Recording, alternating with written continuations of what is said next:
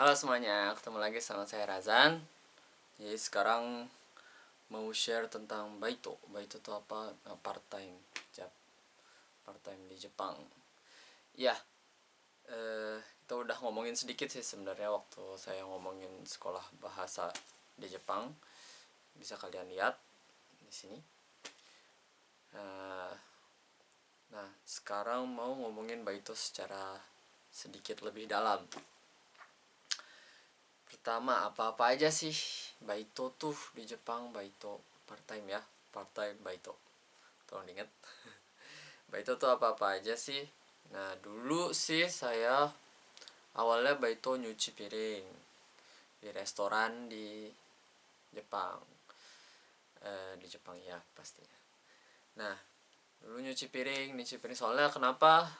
Karena emang awal-awal kan kita nggak bisa ngomong, nggak bisa apa-apa. Jadi walaupun misalnya ya ada disuruh inilah disuruh itulah, itu masih agak sulit lah buat kita kita yang di awal-awal. Makanya lebih ke pekerjaan yang cuman gerak satu pattern aja. Jadi dulu nyuci piring cuman yang nyuci, masukin ke si mesin steam, terus udah nyuci masukin steam, nyuci masukin steam, terus aja kayak gitu selama ya 4 jam atau 8 jam lah ya, tergantung harinya. Tapi ya udah terus aja satu satu putaran itu, atau misalnya ngelapin doang. Pokoknya di namanya araiba. Araiba itu di tempat, pokoknya nyuci segala macam peralatan untuk masak lah, atau peralatan dapur, atau piring dan makanan-makanan yang habis ditarik dari meja konsumen. Ya itu awalnya kayak gitu. Terus dari situ ketemu Baito di ramen. Jadi dulu tuh ada ramen halal gitu baru buka di Osaka. Nah, alhamdulillah jadi ya Baito awalnya di sana. Itu masih kosong banget lah. Nah, di situ saya ngapain aja? Di situ waktu itu nyiapin ramen, semuanya sih, nyiapin ramen, nyuci piring, masak sedikit, cuman nggak tahu ya resepnya kayak gimana, emang itu dirahasiakan. Ya kayak cuman nyiapin ramen aja, ngegodok, ngerebus mie nya, terus ngasihin ke pelanggan. Itu cuma ramen kecil aja sih, ramen halal tapi. Jadi tempatnya kecil, cuman buat sekitar 7 8 orang lah. Jadi kalau udah lagi penuh tuh ya udah maksimal segitu. Emang staffnya kayak sehari maksimal 3 orang lah, kalau nggak penuh-penuh banget paling 2 orang. Jadi sama si Tenco itu yang mengepalai restorannya. Jadi dia sama satu staff part time. Nah, situ saya sama ada satu teman lagi, ganti-gantian. Udah dari situ dapet part time lagi dari kenalan. Itu kayak office area gitu, rental office area lah. Sekarang mungkin udah agak terkenal ya, cuman dulu masih belum terlalu. Nah, karena remote work, nah itu kayak ada rental office area di situ, kayak ngurusin macem-macem banget sih, kayak apa ya, Satsuyo itu kayak pokoknya bantuin apapun. Misalnya ngebersihin vacuum cleaner lah, bersihin meja atau kursi lah. Kalau misalnya mereka ada sesuatu ya bantuin, misalnya gunting-guntingin atau nulisin atau apapun ya. Terus itu di Osaka iya, pokoknya kayak gitu. Terus next apa ya di Osaka? Oke, terus lanjut di Nagoya. Nagoya itu dapat restoran Jepang gitu. Nah, itu jadi waiter, emang pengen nyoba lah jadi waiter, soalnya harus ngomong banget, jadi untuk melatih lah jadi waiter di restoran Jepang. Nah, itu harus kayak ngejelasin satu-satu, ini apa ini apa ini apa, itu juga harus dihafalin lah semuanya juga ada. Terus ada yang eventual, jadi sebagai staff lepasan gitu di event-event. Bisa event besar, bisa event kecil, bisa konser, atau waktu itu ada F1 kalau nggak salah, Formula One. Terus mereka kayak butuh staff, nah terus kita bantu. Ya kayak gitu. Jadi kita bukan kayak registrasi sebagai staffnya, kita registrasi di suatu office. Nah office-nya yang ngeregistrasiin kita untuk jadi staff lepasan di event-event itu. Ada kayak gitu, itu juga seru. Terus apalagi di gue, oh itu Yakyoku tuh drugstore lah. Di drugstore juga cuman ya paling ngambilin barang, keluarin barang, atau misalnya ada yang nanya ini di mana, itu di mana, ya dianterin kayak gitu. Sama macam-macam sih teman-teman aku, kayak baitonya ada yang baito agak yang lebih ngotak, misalnya even ngajarin bahasa Inggris gitu ada juga. Oh ya aku juga pernah, tapi langsung dipecat soalnya mungkin ketahuan sama si anak-anak bocah itu kalau aku bisa bahasa Jepang, jadi mereka kayak terus mau kayak bahasa Jepang gitu, jadi agak kurang baik. Jadi kalau mau baito yang ngajar bahasa Inggris hati-hati ya. eh, dan yang bahasa Inggris itu bayarnya mahal. Biasanya baito-baito yang pakai ya otak lah, misalnya pakai keahlian khusus, nah itu bayarannya lebih mahal daripada baito yang emang pakai physically untuk melakukan sesuatu. Itu juga banyak sebenarnya. Yes, mungkin itu ya di Nagoya kayaknya segitu aja. Udah, terus lanjut. Oh iya, ada tipe-tipe baito yang sebenarnya nggak boleh dulu ya. Nah itu apa aja? Dulu sih yang nggak boleh tuh kayak pachinko. Pachinko tuh apa? Mungkin kalian udah tahu, cuman itu tempat buat gambling. Di sini nggak dibilang gambling, di sini dibilang lebih ke amusement, tempat buat senang-senang. Tapi pada dasarnya itu gambling ya buat saya. Cuman untuk Jepang itu bukan gambling, itu amusement. Kayak main time zone lah. Misalnya menang dapat tiket banyak, nah tiketnya itu bisa ditukar sesuatu. Tapi di Jepang sih tiket itu bisa ditukar sama uang. Jadi ya agak gray zone gitu. Saya gambling atau pokoknya yang amusement malam lah, yang sampai malam-malam gitu, itu biasanya nggak boleh. Atau yang ya biasanya nggak boleh, sama sekolah sama Jepang juga nggak boleh. Dan itu hati-hati, jadi pilih-pilih baito. Terus carinya gimana? Nah aku dulu awal itu dicariin sama sekolah. Ada sekolah yang menyediakan kayak jasa untuk mencari baito awal-awal, ada yang enggak. Itu bisa kalian pilih di awal juga untuk yang mau ke sekolah bahasa gitu ya. Itu dari sekolah. Terus next mungkin aku nyari banyak di website namanya Baitoru. Nantilah aku taruh di itu ya, di description. Itu Baitoru atau Townwork mungkin sekarang ya. Udah banyak sih sekarang, lebih banyak. Cuman dulu aku lebih banyak pakai Baitoru. Nah itu Baitoru juga ya bisa nyari lah. Mereka nerima gaikokujin atau enggak, nerima foreigners atau enggak juga bisa dilihat. Kalau misalnya nggak nerima pun dan kalian udah misalnya oke lah sama bahasa Jepang kalian, mungkin kalian bisa coba.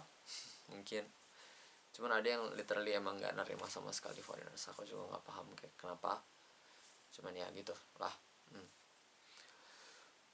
Itu di website. Terus cara ketiga ya dari kenalan, kayak tadi juga aku dari kenalan dapat satu dua. Nah itu makanya butuh kenalan ya di Jepang, soalnya dari orang dalam, oh ini ada nih gini gini gini. Nah, biasanya yang dari kenalan gitu dapat baitonya lebih apa ya yang nggak umum lah, jadi lebih seru sih kalau kata aku ya. Ada juga yang umum cuman dari kenalan, ada juga gitu. Paling dari tiga itu sih umumnya kalau yang aku tahu ya. Oke. Terus berapa jam seminggu itu udah aku bilang sebenarnya di video sebelumnya. Itu sebenarnya 28 jam seminggu itu maksimal yang didaftarkan. Jadi tapi kalau misalnya di misalnya Natsuyasumi gitu, libur musim panas, di sekolah lagi libur musim panas, itu boleh sampai 40 jam. Itu bilang aja ke tempat itu ya, jadi kita sampai saya lagi libur musim panas nih pengen kerja lebih, nah itu bisa sampai 40 jam. Itu bisa ya hati-hati aja lah untuk hal itu. Terus oh ya, Baito tuh boleh double nggak sih? Sebenarnya boleh banget, tapi ada Baito tempat-tempat kerja itu yang nggak ngebolehin double, soalnya mereka misalnya yang schedule-nya agak strict lah ya, jadi emang harus masuk atau enggak gitu, jadi atau dibutuhin banget, nah itu biasanya nggak boleh double. Jadi ya ditanya di awal aja, ini boleh Baito lain atau enggak, ya itu terserah kalian sih, tapi ada yang boleh ada yang enggak, itu aja. Nextnya shiftnya gimana? Nah shift juga beda-beda, ada yang misalnya ngasih sebulan sekali dikasih di awal bread gitu, ada yang seminggu sekali, ada yang ya itu untuk periodenya, ada yang tiba-tiba dipanggil juga bisa, atau misalnya apa ya,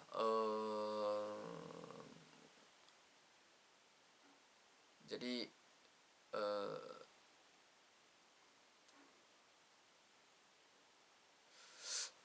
ngomongnya gimana? Oh enggak, iya. Gue jadi bingung mau gimana. Jadi ada yang seminggu sekali, sebulan sekali. Oh iya, untuk pemilihan itu ada yang bisa kayak, oh saya bisa hari ini. Nah dari hari-hari tersebut mereka masukin. Ada yang nggak terlalu peduli sama schedule kita, apa yang kita bilang kita bisa masuk di awal. Misalnya di awal kita bisa bilang masuk Senin, Selasa, Rabu dari jam segini sampai jam segini. Ya udah mereka mikirin itu aja. Nah terus ya udah terserah mereka tuh mau, ya udah kamu masuknya hari Senin, Selasa, Rabu, atau Senin, Rabu, atau Senin aja, atau minggu ini Rabu aja, atau minggu ini malah nggak ada. Nah itu juga bisa. Jadi tergantung masing-masing juga itu. Banyak lah tipenya. Waduh, tadi Hosoji koe. Maaf ya, tadi terlalu banyak. Diam. Terus next, pajak. Baito tuh sebenarnya nggak dipajak sampai di pemasukan kalian, kayak pokoknya ada line lah. Ada line pemasukan yang lewat line itu kalian tuh harus bayar pajak pemasukan per tahun ya. Nah itu harus dicek lagi, aku juga lupa sekarang berapa, cuman kalau nggak salah udah dinaikin si standarnya. Nah itu harus dicek lagi dan harus ya diatur-atur lah sama kalian supaya nggak usah bayar pajak. Ya bisa sih sebenarnya diselip-selipin gitu, atau yang cari Baito yang nggak usah transfer jadi nggak diketahui, itu agak sedikit berbahaya sih, jadi hati-hati. Jangan terlalu bandel lah, takutnya ntar di visanya jadi susah untuk perpanjang visa ya. Oke, itu Baito yang aku tahu. Kalian juga bisa sebenarnya kayak ngajarin bahasa Indonesia gitu ke orang Jepang ya, kalau misalnya Jepang kalian udah bagus. Aku juga pernah ngajarin kayak gitu. Nah itu dibayarnya cash. Itu sebenarnya nggak terlalu diketahuin lah, sama nggak ketara lah, sama tidak terhitung sebagai Baito ya, soalnya eventual juga sih ya. Nah minusnya apa? Oke, minus sama plusnya Baito tuh apa sih? Pertama minusnya lah, sebenarnya kalau misalnya nggak berlebihan sih nggak apa-apa, cuman banyak orang yang kayak udah dapat uang seneng misalnya, jadi pengen terus dapat. Nah biasanya kan jadi kecapean dan terlantar lah sekolahnya dan kawan-kawan. Nah itu hati-hati aja. Pertama, soalnya sekolah itu lebih penting lah untuk visa kalian juga. Kalau mau berkelanjutan ya di sini. Kalau cuman ya udah sekolah asal lulus terus pulang, ya sok aja itu mah. Terus ya Baito bukan berarti kamu bebas dari masalah. Misalnya di Baito ada masalah sama orang gitu, nah itu bisa jadi stres juga. Nah itu hati-hati, nggak usah terlalu itu juga sih sebenarnya. Nggak usah terlalu deep sama koneksi di Baito juga kalau nggak mau ada stres ya. Nah tapi di plusnya, nah kita bisa cari teman di Baito, nyari koneksi lah. Dari situ juga aku banyak alhamdulillah dapat teman, dapat koneksi juga.